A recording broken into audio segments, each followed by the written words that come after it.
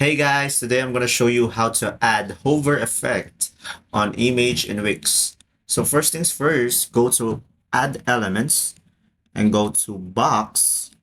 And after that, go ahead and go to hover boxes. So here you're going to have a lot of options and choose an option that you like. In my case, I'll choose this one. So rearrange your hover box, and after that we can change the design over here.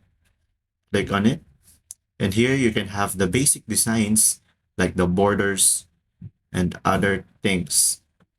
And if you want more detailed and advanced design, you can go ahead and click customize design. Here you have the box design, the fill out color capacity, the borders, the corners, and everything. If this video helped you out, hit like and subscribe. Thanks for watching.